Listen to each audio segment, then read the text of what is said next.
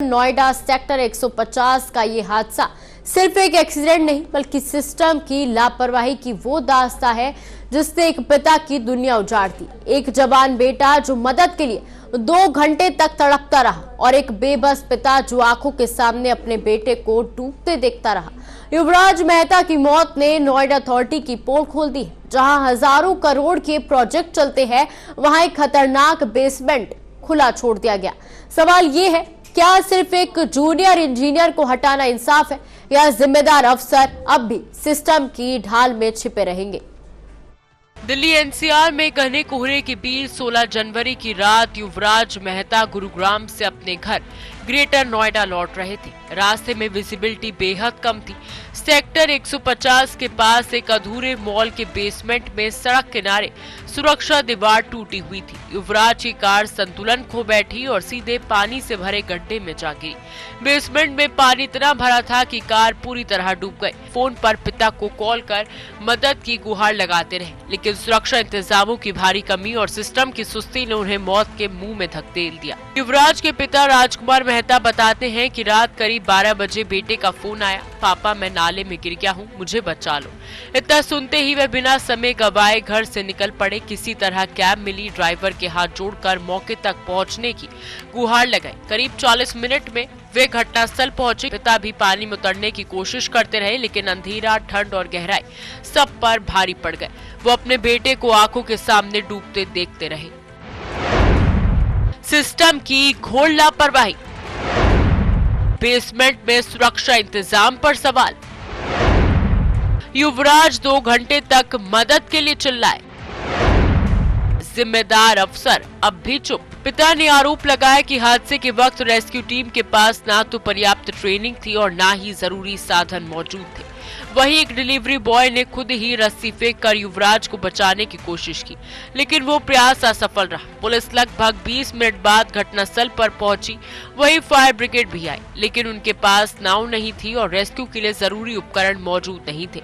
Hydrochloric machine का इस्तेमाल किया गया, लेकिन कार में फंसे बेटे तक रस्सी नहीं पहुंच पाई। रात लगभग 2:30 बजे युवराज का मोबाइल बंद हो गया। उसी समय पिता ने समझ लिया कि उनका बेटा अब इस दुनिया में नहीं है।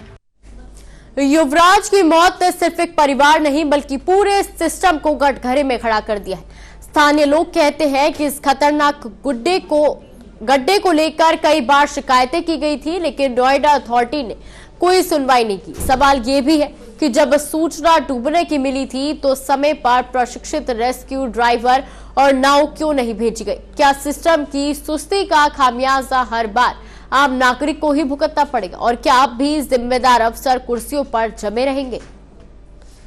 स्थानीय लोगों का कहना है कि इस निर्माणाधीन मॉल के बेसमेंट को लेकर पहले भी खतरे की शिकायतें की गई थी, लेकिन कोई बैरिकेडिंग, कोई रिफ्लेक्टर और कोई चेतावनी बोर्ड नहीं लगाया गया।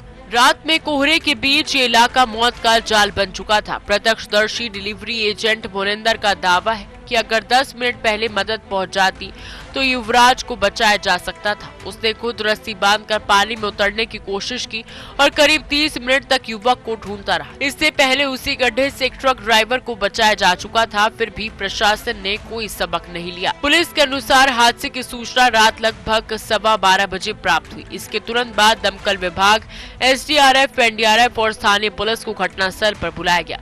सभी विभागों की टीम ने रेस्क्यू ऑपरेशन शुरू किया, लेकिन भारी घना कोहरा और बेसमेंट में भरे पानी की स्थिति ने बचाव कार्य को बेहद कठिन बना दिया।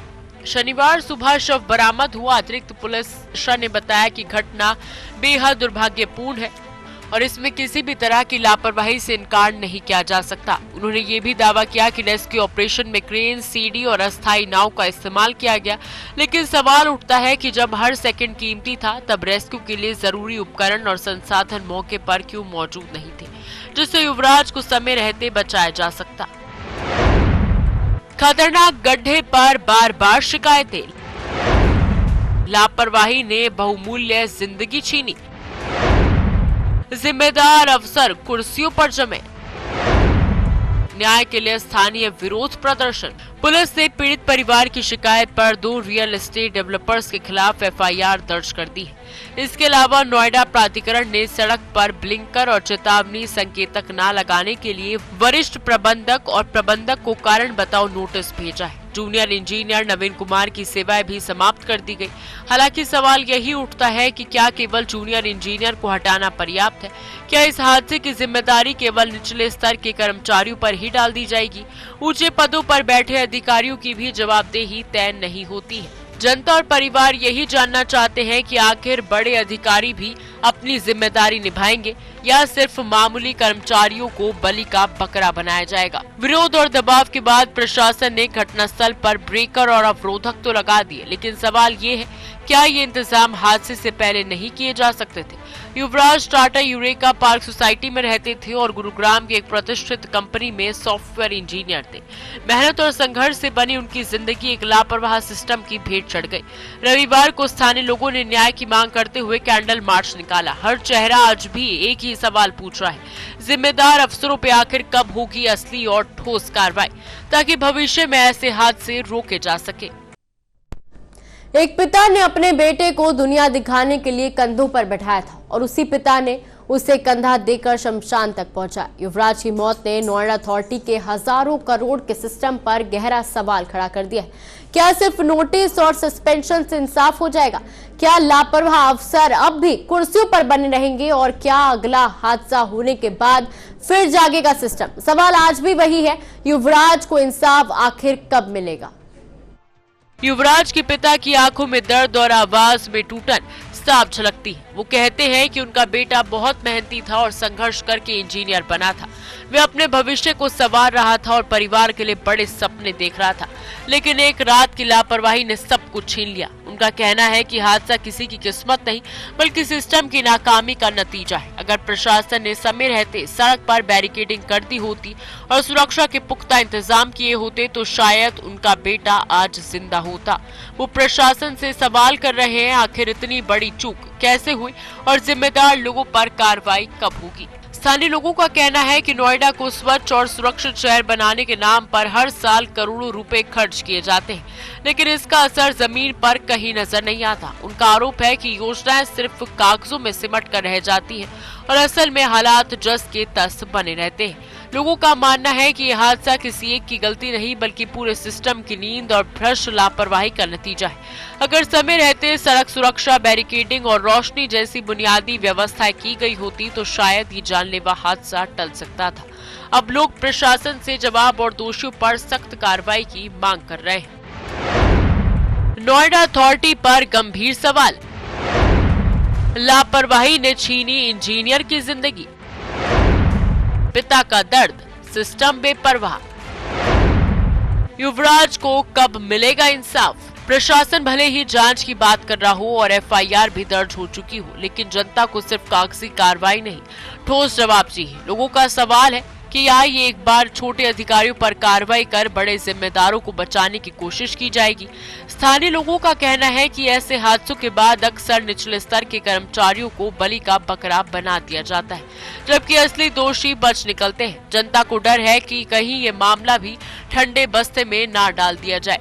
लोग मांग कर रहे हैं कि जांच निष्पक्ष हो, जिम्मेदारी तय की जाए और हर स्तर के दोषियों पर सख्त कार्रवाई हो, ताकि भविष्य में ऐसे हादसे दोबारा ना हो। युवराज की मौत सिर्फ एक हादसा नहीं बल्कि सिस्टम के लिए एक बड़ी चेतावनी है। अगर अब भी जिम्मेदार अफसर नहीं जागे तो कल किसी और पिता की दुनिया उजड़ सकती है। सवाल यही है कि आखिर गैर जिम्मेदार अधिकारियों पर कार्रवाई कब होगी? लोगों का कहना है कि हर बार जांच के नाम पर फाइलें चलती हैं, बयान होते हैं, लेकिन नतीजा शून्य रहता है। परिवार को इंसाफ चाहिए और समाज को भरोसा कि दोषी बच नहीं पाएंगे। युवराज की मौत ने सिस्टम की लापरवाही को नंगा कर दिया है। अब वक्त आ गया है कि सिर्फ आश्वासन नहीं बल्कि ठोस कार्रवाई हो, ताकि भविष्य में किसी और मासूम की जान इस तरह ना जाए।